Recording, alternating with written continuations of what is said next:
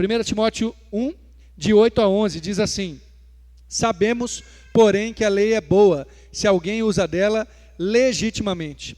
Sabendo isso, que a lei não é feita para o justo, mas para os injustos e obstinados, para os ímpios e pecadores, para os profanos e irreligiosos, para os parricidas e matricidas e para os homicidas, para os fornicadores, para os sodomitas, para os roubadores de homens, para os mentirosos, para os perjuros e para o que for contrário à sã doutrina, conforme o evangelho da glória do Deus bem-aventurado que me foi confiado. Amém?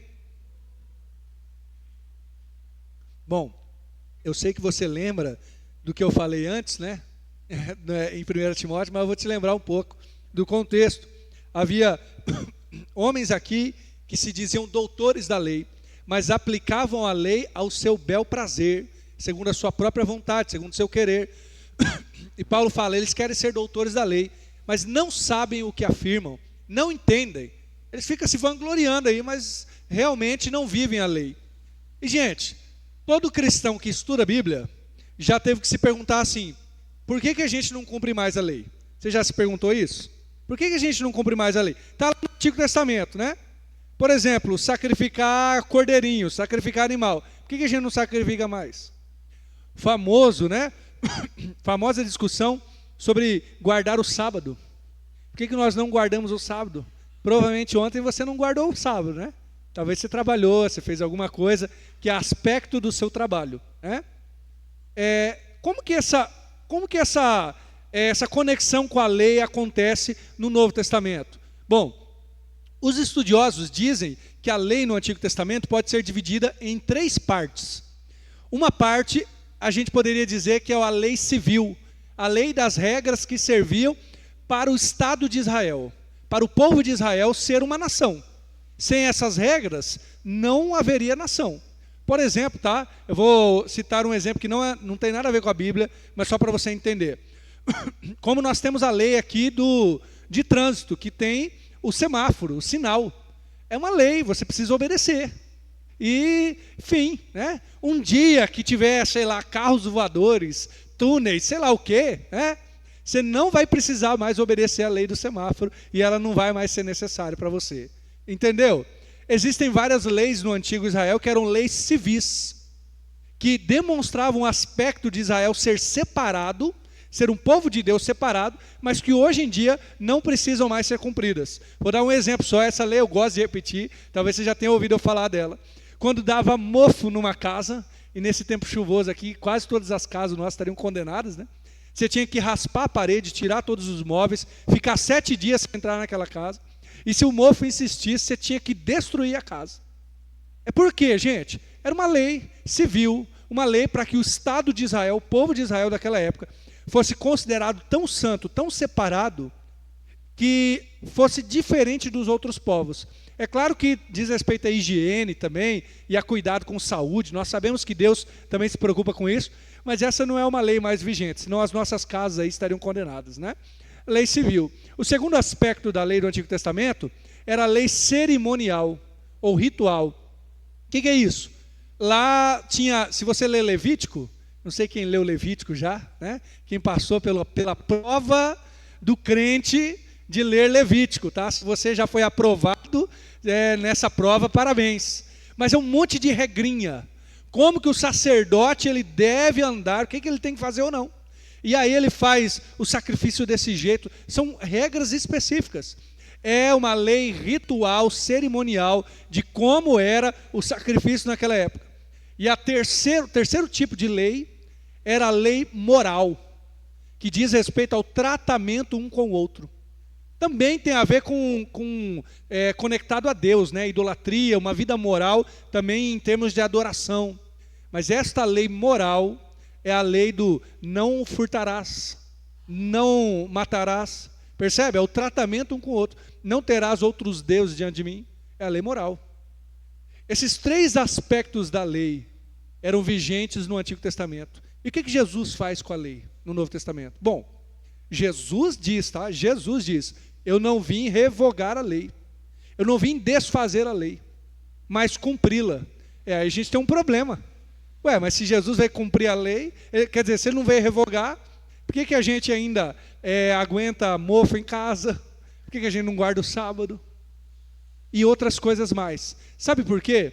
Porque nesses 3 aspectos Jesus tratou de maneiras diferentes. A lei civil, ela terminou. Você não precisa mais cumprir as leis do antigo Israel, só porque estavam lá no antigo Israel. Como o mofo em casa, como várias outras leis.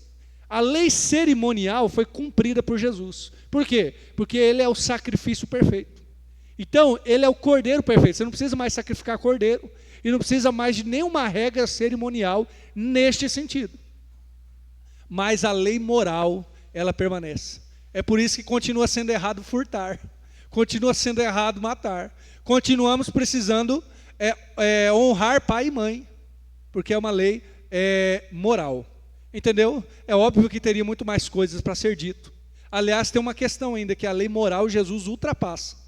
Ele em partes repete e em partes ultrapassa. Quer ver um exemplo? Eu falei de matar, né? Jesus falou, olha, vocês ouviram o que foi dito aos antigos, não matarás. Eu, porém, vos digo, se você odiar o seu irmão, você já o matou no seu coração. Ele jogou fora essa parte da lei? Não. Mas ele ultrapassou. Se antes era matar, agora é odiar. Olha, vocês ouviram, não adulterarás. Mas agora eu vos digo, se você desejar no seu coração. Ou seja, Jesus colocou ainda mais. Percebe? Essa relação de Jesus com a lei, a gente tem que ter em mente. Para agora, então, nós entrarmos nesse texto. E o tema de hoje é uma visão adequada sobre mim. Eu pergunto para você, você é justo? Você é justo diante de Deus? Todo mundo lá no mundo tem um quê de alguma maneira ser justo, né? Todo mundo não, mas a maioria pelo menos, né? Olha, realmente eu sou bom.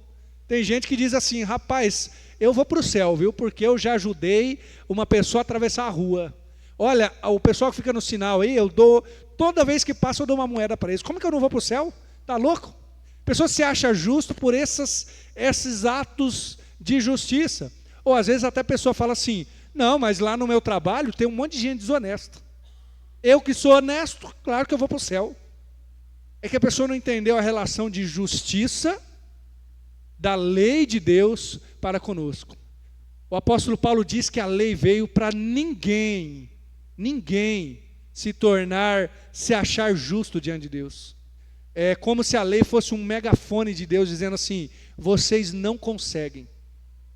A humanidade inteira querendo ser justo e Deus com o megafone no nosso ouvido. Tenta aí, bonitão, tenta ser justo.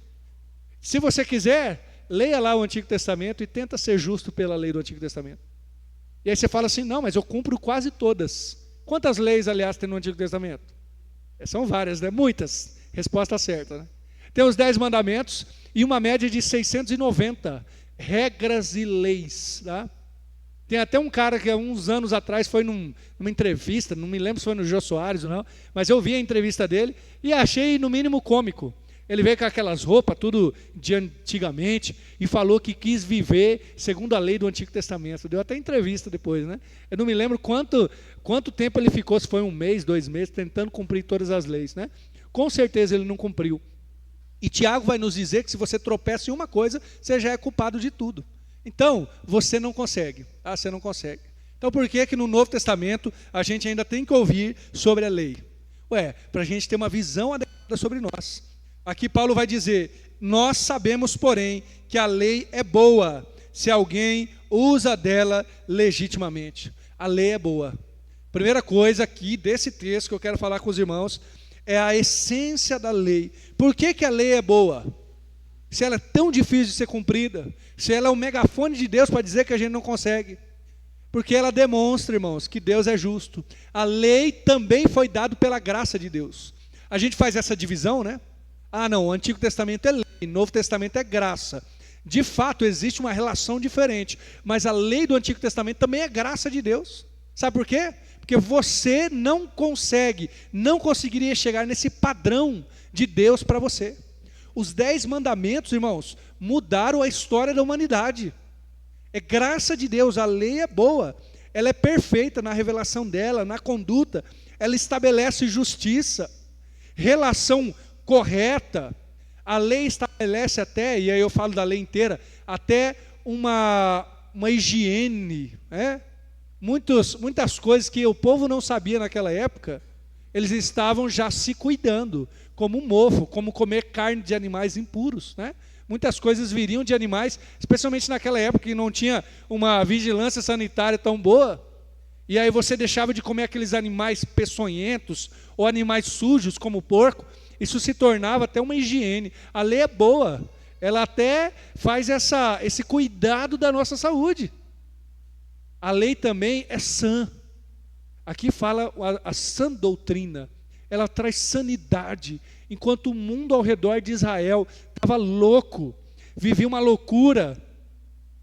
O povo de Israel, quando recebe a lei lá no Monte Sinai, irmãos, é na época, eu acho que antes do período do bronze, se não me engano, depois eu vou conferir, mas é a idade muito antiga, quase, não vou dizer que é homens das cavernas, né? Mas era um povo muito diferente, uma lei muito diferente da nossa. Enquanto que a lei de Deus estabelece um padrão correto de viver. Por quê? Porque a essência da lei é boa.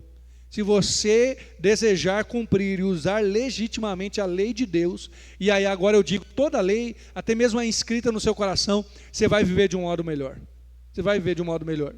Tem muita gente que tem problema com aquele texto do Antigo Testamento, e está no Antigo Testamento, tá? Se você não lembra, olho por olho e dente por dente. Você já ouviu esse texto?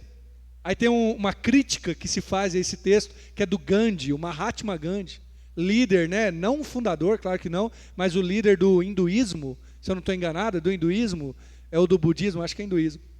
E ele diz assim, olho por olho e o mundo terminará cego. Olha que grande crítica, ele foi aclamado por isso, mas ele só falou isso porque ele não entendeu. A lei do Antigo Testamento, ela é como um cabresto. Sabe o que é cabresto? Um freio. Você já andou de cavalo, sabe como que é? Bota o freio lá e puxa o cabresto para o cavalo parar de andar. A lei é um cabresto para nós. Por quê? Como que era essa ideia do olho por olho? É uma ideia meio dolorida, tá? Eu vou falar, você vai ficar agoniado. É o seguinte, estava lá dois homens brigando, e um homem foi lá e furou o olho do outro. Ou vamos falar outra coisa menos, né? Ele arrancou um dente, deu um soco, arrancou o dente. Aí todo mundo, opa, para, cada um vai para o seu lugar, ele é julgado, em princípio, pelos anciãos que se assentavam na porta da cidade. O que aconteceu nessa briga? Eles brigaram, a culpa é do fulano, e o fulano meteu o soco e arrancou o dente do outro. Então pode arrancar o dente dele. É dente por dente. Aí você fala assim, que coisa absurda é essa? Sabe o que acontecia naquela época? Acontecia o seguinte, fulano deu um soco no outro, arrancou o dente, o outro ia lá e arrancava todos os dentes do outro. Aí ele ia lá e matava o cara. E a família do cara pegava e matava toda a família dele. E assim a coisa ia até virar uma guerra nacional, talvez. Você percebe? É estranho para nós. A gente que se julga tão bonzinho, tão limpinho, tão bonitinho, parece estranho esse dente por dente, olho por olho. Mas é um cabresto. Dizia, até aqui, não passa disso. Graças a Deus também, né? E agora Jesus, ele fala outra coisa, né? Você percebe como Jesus, ele ultrapassa a lei moral? Porque isso era um cabresto moral. E Jesus diz assim, se alguém te bater na tua face, o que você faz? Você bate na outra face, rapaz. Não é isso não. Você dá a outra face, tá? A pessoa bate e fala assim, eu entendi errado o versículo. Não.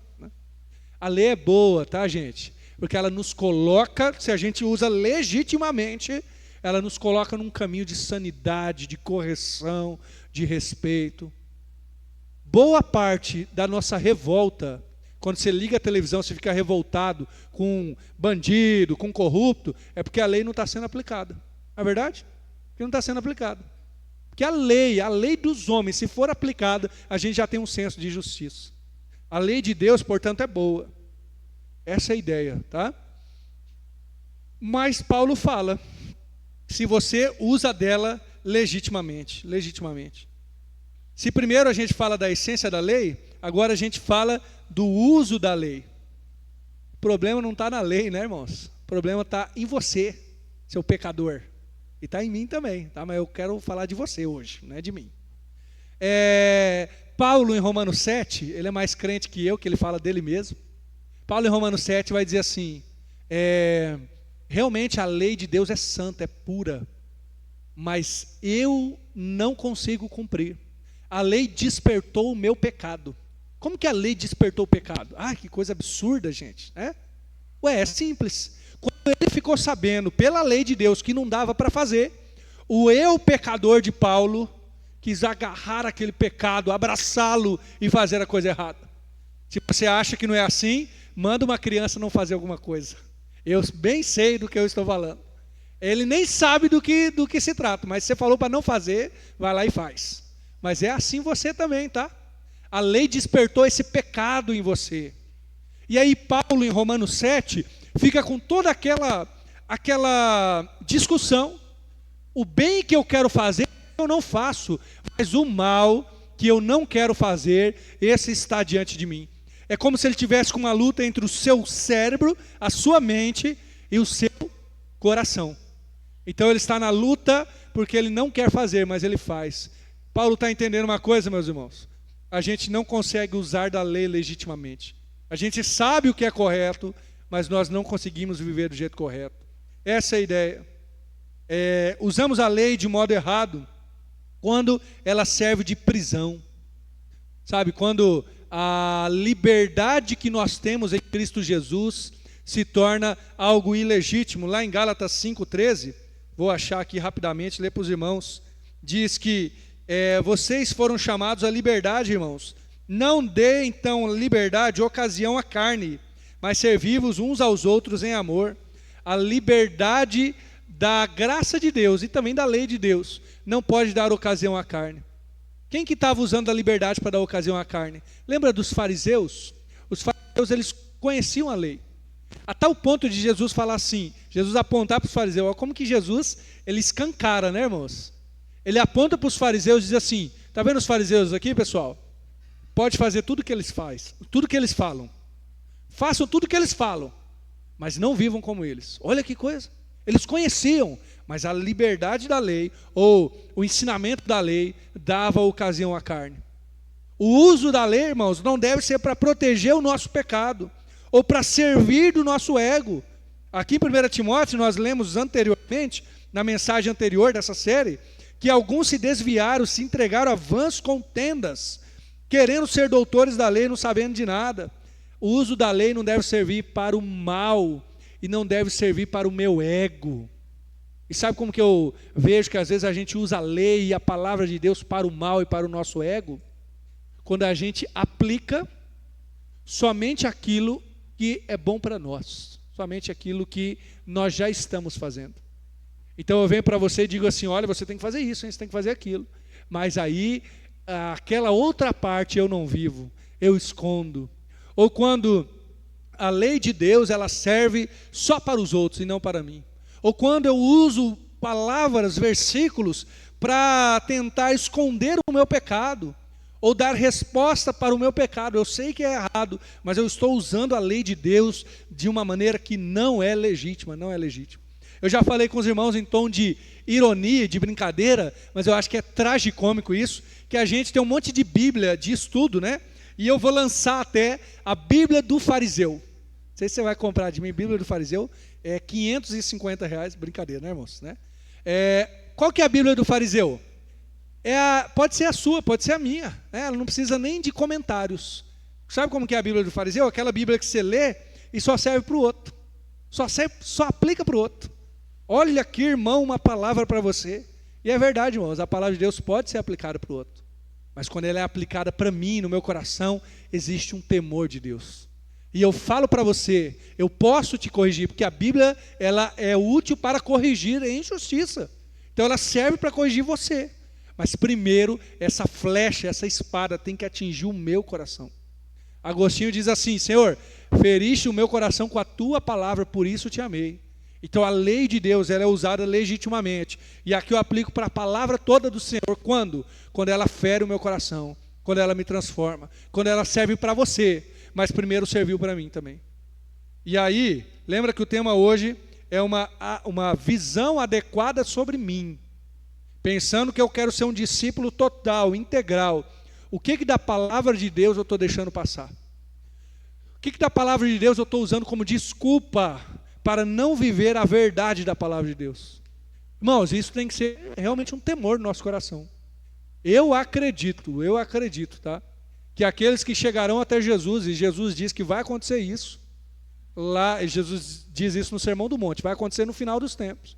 Vão chegar até Jesus e falar: Senhor, Senhor, nós profetizamos em seu nome, nós fizemos milagres, curamos, pregamos.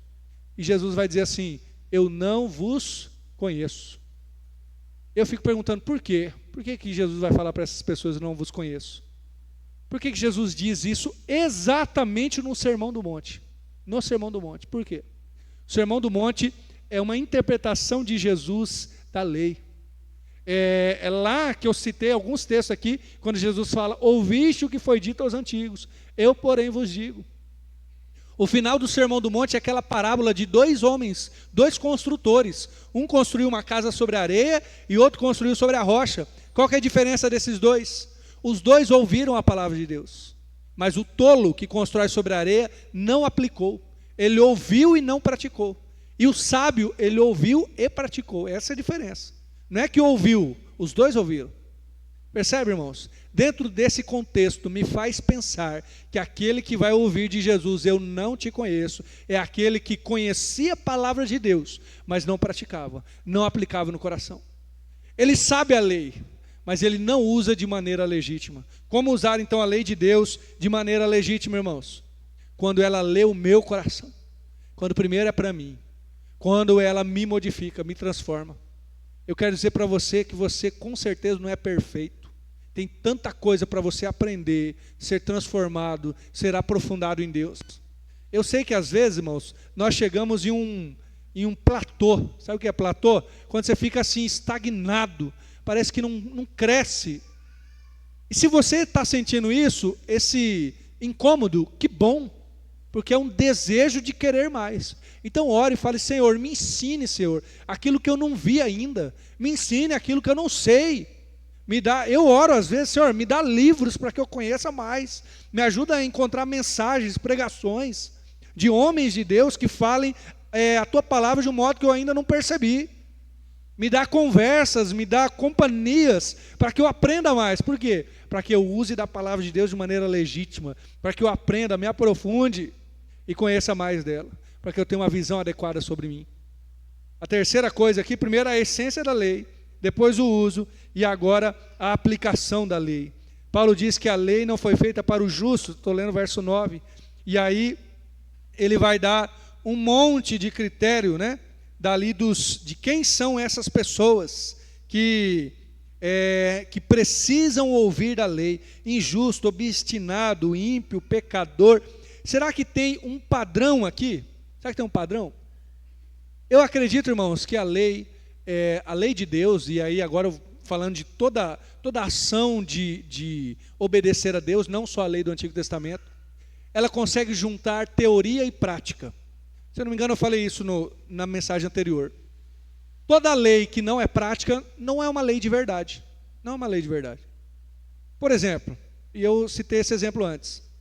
Imagine que alguém, aí o Congresso, agora o Judiciário, né, faça uma lei, ou seja lá quem for, faz uma lei grande. Olha, você tem que fazer tal coisa, mas só se você quiser. Aí o final do decreto é assim: só para quem quiser. Aí a pessoa vai olhar e dar risada: como assim?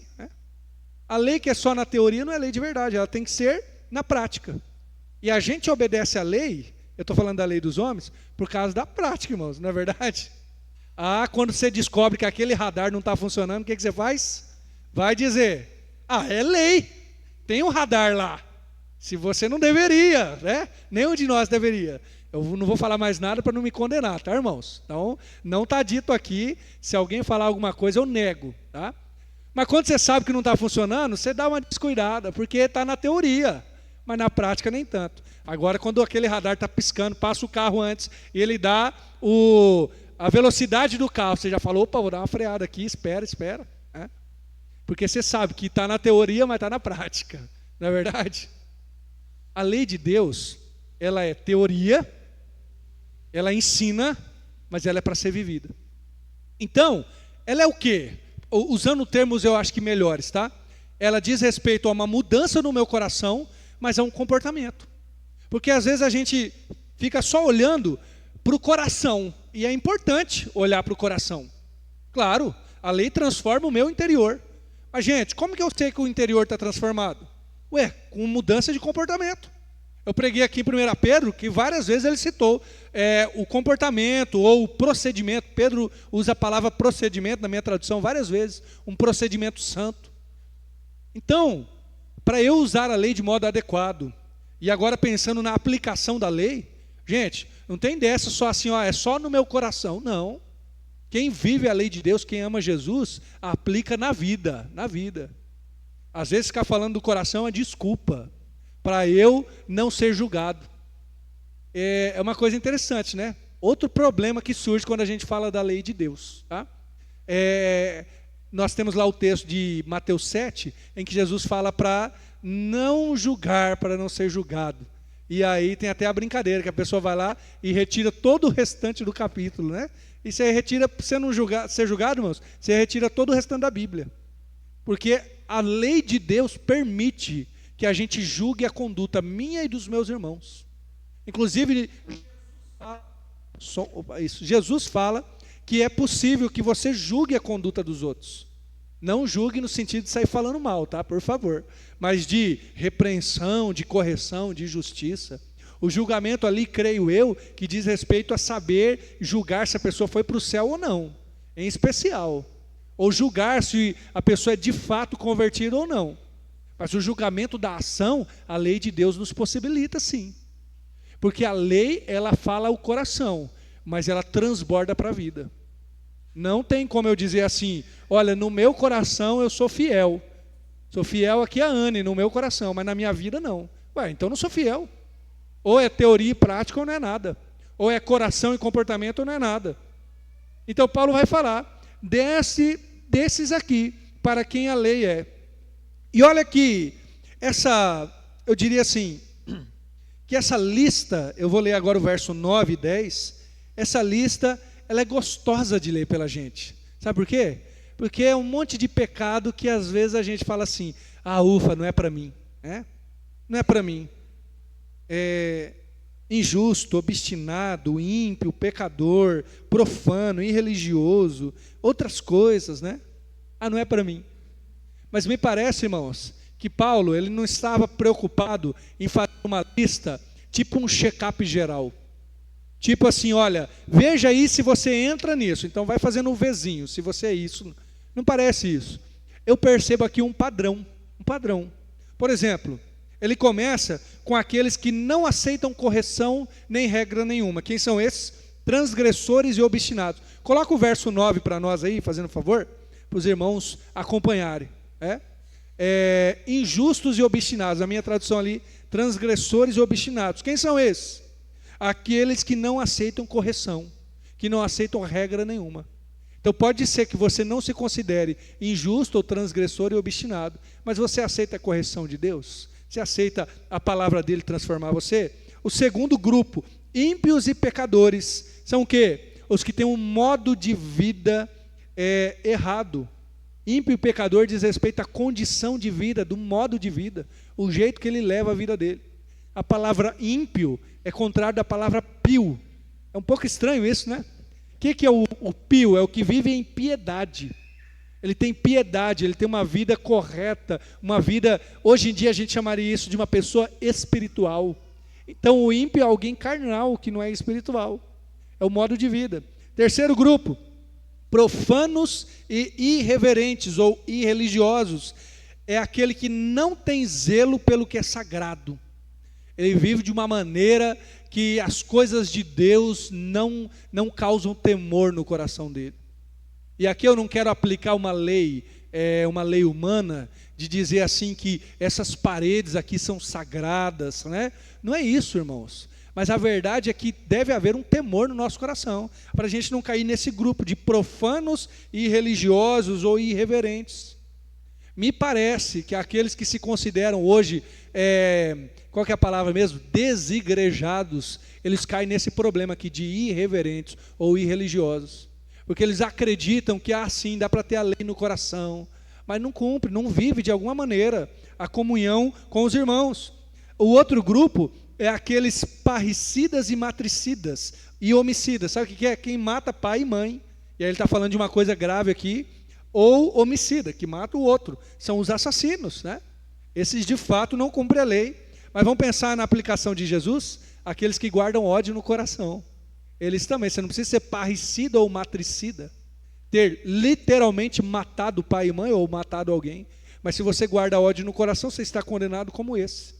É a lei de Deus, temos que usá-la de maneira legítima. Então, para que eu não caia nesse problema, eu tenho que ser curado por Jesus e não viver no ódio, senão serei tal como um homicida. O outro grupo são os imorais, deixa eu ver ali como está escrito, fornicadores e sodomitas.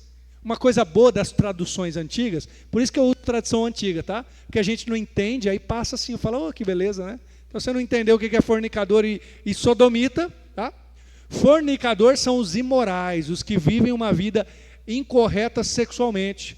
A palavra fornicação tradicionalmente diz respeito a aqueles que têm uma vida sexual antes do casamento. Enquanto que dentro do casamento uma vida sexual errada é chamada de adúltero. Mas a palavra ali é imoral, uma palavra melhor. Por que é melhor? Porque é mais abrangente. O imoral pode ser imoral dentro ou fora do casamento. E sodomita, o que é sodomita, irmãos? Vem lá de Sodoma e Gomorra, um comportamento homossexual. E aqui eu quero fazer um detalhe aqui, tá? Porque a gente foge desse tema, né? É um tema periclitante, palavra difícil, é um tema difícil, né? Mas, irmãos, a palavra de Deus, ela condena, por vezes, a imoralidade sexual e coloca a homossexualidade dentro da imoralidade sexual. Nós condenamos, por vezes, tentações. O que isso quer dizer? É verdade que há pessoas que sofrem tentações homossexuais sem pecar. Por quê? Porque é uma tentação. Ela não deixou que isso fizesse morada no coração dela. Ela lutou contra isso. Tem gente que irá lutar a vida inteira com tentações homossexuais. E ela irá lutar e irá vencer, porque é mais importante o que Jesus diz sobre ela do que a sua tentação. No mundo, e eles não usam esse termo, mas vamos usar um termo bem evangélico, bem cristão aqui. No mundo, as pessoas são definidas pela sua tentação. Você tem vontade? Então você é assim. Mas olha aí para você, você certamente tem tentações também. Nós somos rápidos para condenar aqueles que têm tentações que nós não temos. Não temos, eu não tenho a tentação homossexual, mas eu não posso condenar a pessoa por ter uma tentação. O que a lei aqui está condenando? Aquele que vive segundo a sua tentação. Então eu posso dizer que aquele que tem a tentação homoafetiva, homossexual, ele precisa olhar para Jesus e escolher Jesus ao invés da sua tentação. Mas eu posso muito mais cair, não em sodomia, mas em fornicação ou imoralidade. Porque boa parte de nós temos a tentação da imoralidade sexual, só não admitimos. Somos rápidos para condenar os outros, mas não admitimos que temos a tentação da imoralidade sexual. Então o que você faz com essa tentação? Você coloca na cruz. Há um dado, irmãos, há uma pesquisa que cerca de 4%, e talvez seja até maior agora, tá? Essa pesquisa faz muito tempo atrás. 4% dos cristãos tem tentação homoafetiva, homossexual, 4%. É claro que nós não vamos fazer um cálculo aqui de quanto que tem agora ou não, né? E tudo depende do contexto. Mas a verdade é, se você tem essa tentação, já teve, você não precisa viver conforme a sua tentação. Assim como aquele que é casado e tem a tentação da imoralidade sexual, não precisa viver sobre a tentação dele, aquele que tem a tentação da homossexualidade não precisa viver nessa tentação. Ele pode olhar para a cruz e aplicar a lei de maneira legítima no seu coração. Viu que coisa maravilhosa? Porque Jesus redime, Jesus transforma. Jesus faz com que a gente olhe mais para Ele do que para a tentação do nosso coração. Qual que é esse padrão aqui então? O padrão de sexualidade deturpada. Se nós falamos dos assassinos, dos que matam no coração, agora tem a sexualidade do coração também. Você também deve usar da lei de maneira legítima. O outro grupo é o grupo dos roubadores de homens, sequestradores, até usada a palavra, os mentirosos e os que juram falsamente. Isso quer dizer perjuro. Sabe quem são esses? Esse é o grupo dos que fazem mal ao outro. Se ele rouba os outros, se ele sequestra, se ele jura falsamente, se ele é mentiroso, ele está fazendo mal ao outro. Então, diante dessas 3 indicações, tem aqui vamos dizer assim, um grupo que é dos que fazem mal às outras pessoas. Aí eu pergunto para você, viu como é fácil a gente condenar os outros? E como que às vezes a gente está no meio desse grupo? Você fala mal dos outros? Você mente? Você faz fofoca? Você pega e não paga? Você engana alguém? Então a lei já se cumpriu contra você, porque você não está usando a lei de maneira legítima. E por isso que eu falei, como é gostoso essas traduções mais antigas, porque a gente não percebe que tem a ver com a gente também. Então, isso se cumpre a nós. Por final, aquele que se opõe à sã doutrina, é aquele que tem um coração endurecido, que tem um caráter deformado. Esse último, se opor à sã doutrina, eu creio que é mais um sinal interior, um fechamento, uma visão geral. Lembra que a ideia é uma visão adequada sobre mim. Se eu não estou apto a olhar para todos esses parâmetros da palavra do Senhor e ser sondado e ser diagnosticado, eu me opus à sã doutrina. Eu me opus à correção do caráter de Deus na minha vida. E o meu coração está deturpado e endurecido. Perceba uma coisa aqui, irmãos. A lista que Paulo dá, e eu creio, é o que eu expus aqui, eu creio que na verdade são padrões de comportamento, né? Então ele faz uma lista enxuta, mas com padrão. Ele não faz diferença entre pecadinho e pecadão. Outra coisa, estou tentando trazer vários problemas aqui para a gente resolver hoje. Tem diferença entre pecadinho e pecadão? O que você acha? Não responda. O que você acha? Tem diferença? Claro que tem. E claro que não tem. É as duas respostas, está certo. Tá? Porque desde o Antigo Testamento, mas no Novo também, existem pecados que as consequências devem ser mais graves. Vamos pensar em 2 coisas. Primeiro, aquele que mata alguém, ele deve ter uma condenação da justiça humana. Normalmente ser preso, ser julgado, ser condenado. Ele é um pecado mais grave do que apenas odiar. É uma diferença, é claro. Mas em relação a nos afastar de Deus e a sermos condenados diante de Deus, aí sim não tem diferença, percebe? Ele tem diferença na consequência, no julgamento, mas ele não tem diferença na vida espiritual, no afastar de Deus. E aqui, Paulo está jogando tudo junto, não fazendo diferença. O padrão aqui também é que essas coisas começam no coração, mas elas aparecem no comportamento. Aí eu pergunto para você, novamente, a ideia hoje é uma visão adequada sobre mim e sobre você. Esse diagnóstico, esse raio-x de Deus em nós. Você é contrário a essa doutrina? Responda, respondendo a palavra de Deus. Você deixa a palavra de Deus iluminar seu coração? Tem alguma coisa que você foi pego pela palavra e que você precisa ser transformado? Precisa pedir perdão? Se não, irmãos, nós estamos nos opondo à sua doutrina. E o último verso aqui, verso 11, fala assim, conforme, ou a sã doutrina, né? Que é conforme o evangelho da glória do Deus bem-aventurado que me foi confiado. Sabe, irmãos, nós podemos pensar, para que serve a lei? Para que ela existe? Para que existe a lei do Antigo Testamento? E para que ela está sendo repetida aqui no apóstolo Paulo? Especialmente para coisas morais e espirituais. Qual que é o fim, a finalidade da lei? Havia uma dica do apóstolo Paulo em dizer que a lei não é para os justos, mas somente para os injustos. E eu tenho certeza que em algum padrão aqui você já caiu. Sabe por quê? Porque não há nenhum justo, nenhum sequer. Aliás, só tem um justo, né? Aquele que nos tornou justificados em Deus. 2 Coríntios 5, 21, que está entre os versículos preferidos meus, né, da Bíblia. Eu estou entre o 2 Coríntios 5, 21 e o 5, 14. Depois você lê lá.